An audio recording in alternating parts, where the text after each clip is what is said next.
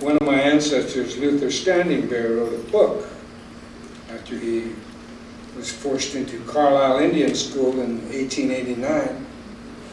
He said, "The white man is afraid of the forest, and what he fears he wants to control, and what he cannot control he will destroy."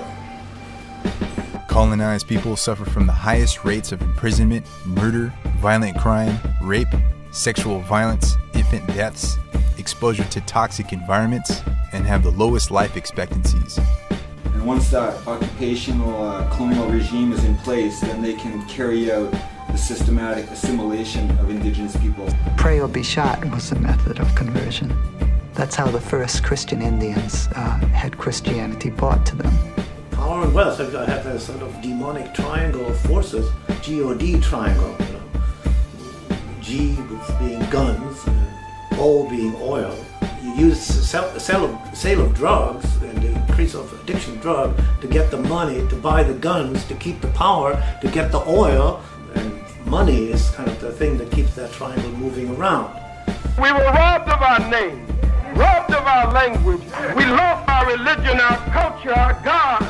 And many of us, by the way we act, we even lost our mind. In order to protect the future generations and to protect the earth, you have to fight the state and the corporations, the ruling class that are carrying out the destruction of the earth, who are oppressing and exploiting people.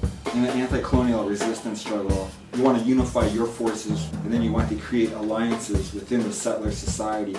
You increase your numbers, you increase your resources, you increase your ability. We should all be allying together as nations to defend the land and not be duped by those at the top. The quest for resources will always be the underlying economic factors that will continue to create the resistance between the aggressor and those that are suffering at the hands of the colonial nations. Inform and educate yourself not only about colonialism and colonial history and resistance movements, but also about your culture. Break away from a mental enslavement to this system. You people are all trying to achieve the impossible. But you'll fail, and you'll all die. If we die, the next generation will fight them too. And the one after them, for as long as they must.